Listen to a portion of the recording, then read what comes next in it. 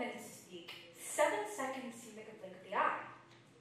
But did you know that our amazing brains manage to make thousands and thousands of computations in the same amount of time when you first meet somebody new? We generate assumptions, make judgments, and decide whether this new person is trustworthy enough to approach. Now, what conclusions have you drawn about me based on my experience in the last 7 seconds? Did you notice anything different? And how does that make you feel? Hold on to those assumptions for another 12 minutes or so as you get to know me. Because the thing is, none of the things you just said really represent who I am as a person. A lot of people tend to define others and themselves through physical image and a 7-second first impression. When, let's face it, both you and I know human beings are much, much more complex than that. So, here's my story. My name's Khanh. I call myself an artist, a writer. I just love hanging out with my friends. And often, I love vocalizing about what I believe and what I love. Because I don't really feel the need to doubt myself. But life hasn't always been like this for me. Growing up, I never really minded the mean remarks about my appearance. Sure, I get a few weird stares or two on the streets from strangers, but I never really look back. And it's all thanks to my parents. My mother and father were always aware of the negative attraction that my physical appearance would bring. And so they made sure from a young age that I felt comfortable expressing myself no matter what it took. Whether it was taking me to social events, making me do choir in front of national television, or simply enough, just ensuring that my classmates weren't saying anything mean behind my back. Because of so, I never really felt the need to dismiss myself. But the most bizarre thing out of them all that they had done, though, was when they decided to buy me a prosthetic arm. Now, this was 2011, so the prosthetic arm wasn't very cyborg or sci-fi-like, like you might be thinking right now, but it was realistic, and my parents had just spent half of their life savings onto this, believing that if I looked like everybody else, I'd be normal, that all of their concerns about me being bullied, me being treated meanly too, they'd all be gone. Funnily enough, if you ask anybody who has known me personally, they'd be absolutely surprised the fact that I ever own one of these. Even my younger sisters didn't believe me at first. I remember the first time we were going through our photo albums, they were absolutely shocked. They believed that my parents had been hiding another sibling from them. Because, well, how else would you answer all those pictures? Because she had 2 arms, and I was born with 1. I guess that's just how people had always perceived me. Nonetheless, unfortunately for my parents' savings, I wore the prosthetic arm like twice before deciding that I never wanted to see it again. I buried it in the deepest, darkest corners of my closet. And now I'll eternally be grateful that my parents never got angry about it. Because I didn't mind being abnormal, but I felt uncomfortable not being able to be myself. And it only took me half a minute or so to convince them to never make me wear it again. Something about this agreement being made so fast, it let me know that my parents will always have my back, that I should not be insecure about anything. And so, I just never really felt the need to dismiss myself, or that I wasn't enough. Unfortunately, as I grew up, I had to leave my parents' welcoming arms and was thrown into a world where insensitive and jealous-fueled judgments take over the decent, moral aspects of people. About 6 years ago, when I was 9, I overheard one of my classmates' mom calling me pathetic looking, and that I was lucky that I was disabled. Now, I didn't know this woman that well, nor did her son really go to my class. But since my mom was quite famous in her own niche group of parents on Facebook, it sort of gave people the assumption that they could go ahead and judge my life and talk about me like I was some sort of fictional character, and not that I was a real living 9-year-old with feelings. That was totally normal to be jealous of a little elementary kid. Not weird at all, right? But the conversation didn't stop there. I sure wish it did, though, because as it went on, I overheard something that preoccupied and filled the mind of younger me continually and intrusively for years. I heard that I was only in the school that I worked so hard to get into, because people felt sorry for me and my small handicapped arm.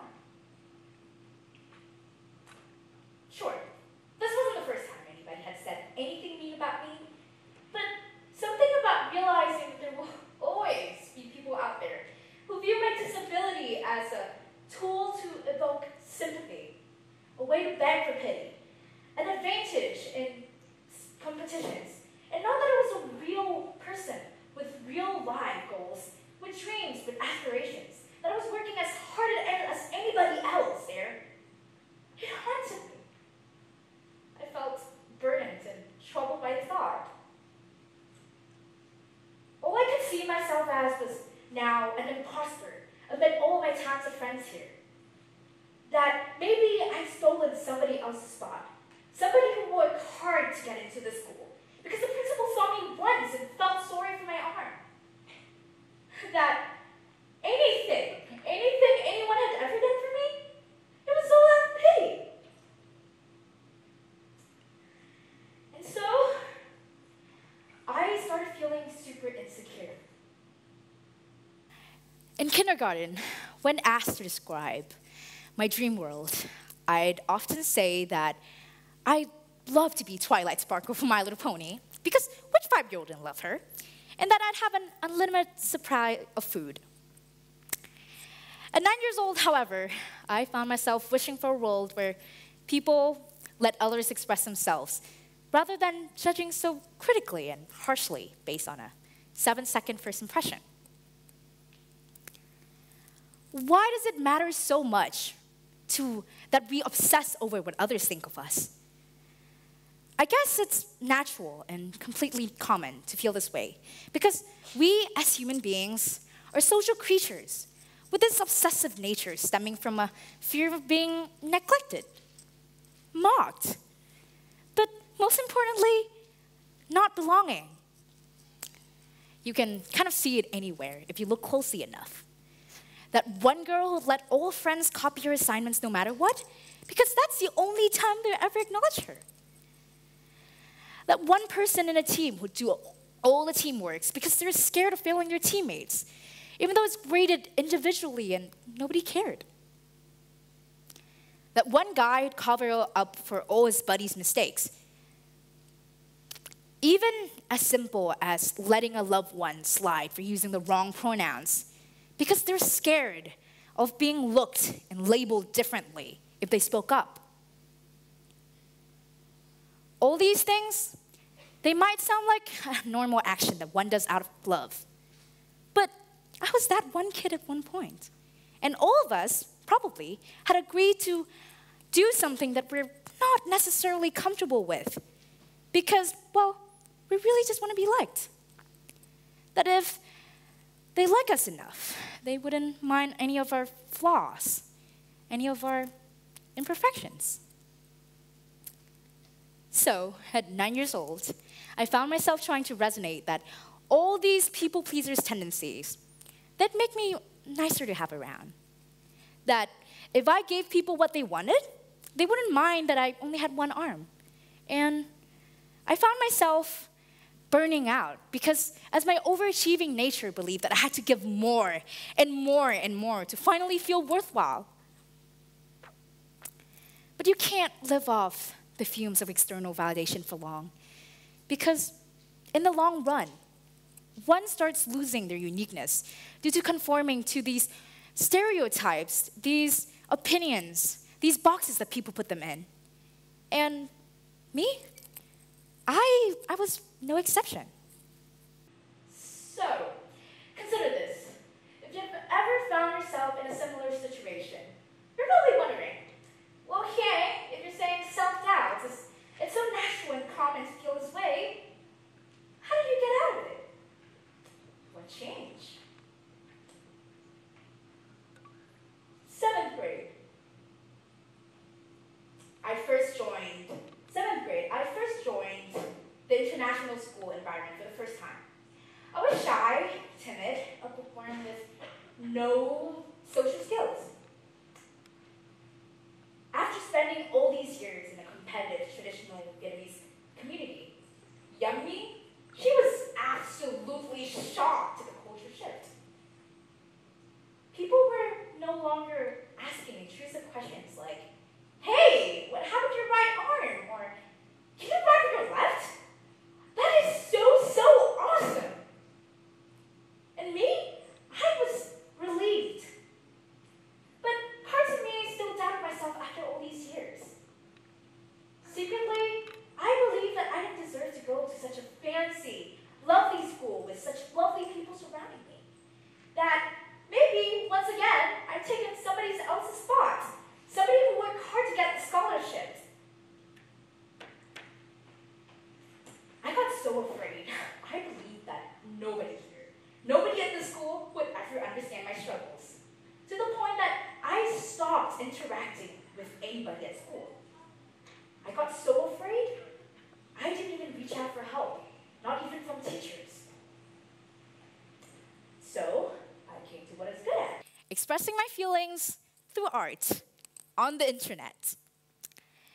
In a small amount of time, I somehow managed to gather a small but tight-knitted audience that adored me. Now, they have no idea what I looked like, that I was an awkward middle schooler. And all they had to judge me from was based on the efforts that I put into my work consistently. And it felt nice to finally being able to see myself in a different light. That, hey, maybe I was finally worth more than what I appeared to be. There were no longer any comparisons about my arm to the works of my left arm to people with normal hands. There were, however, nice messages about how seeing my watercolor art was somebody's highlight of the day. Or even as simple as a client's thank you message for helping them out with a special occasion just by drawing a tiny little bit of drawing. All these comments, they altered my life in the same way that that mom's comment did, but it showed me that I was more capable of anything, that I had doubted myself so much, that I'd obsessed over these 7-second opinions so much, I actually overlooked what really mattered. Because while hate comments and hate remarks are short-sighted, such as a product of some random parents' envy on the behalf of their child, the sweet encouragements and actual constructive criticism, they actually reflected who I am as a person.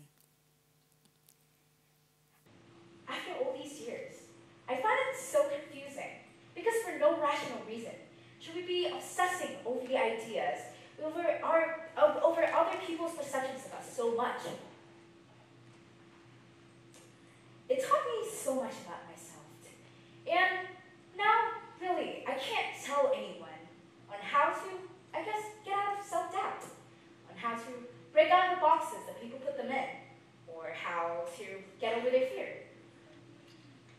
I can, however, tell them that after all these years, what I learned was that it's not the harsh, traumatic events themselves that I should be fearing the most in life, but it was my own unwillingness to control my reactions to them.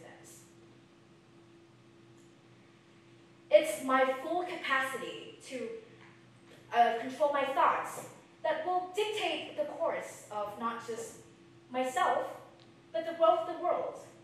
Because, well, society will always tell me that I have imperfections. Society will always tell me that there's something that I need to improve on. Society will always tell me that I'll never be enough. But, both of us know that those 7-second assumptions, they're not enough information.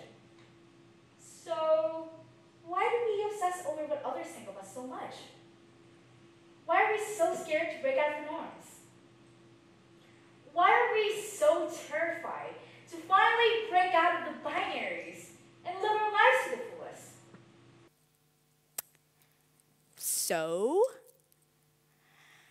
12 minutes to speak. When you have 12 minutes to speak, 7 seconds seem like a blink of the eye. So, look at me again. Are your assumptions any different? Thank you.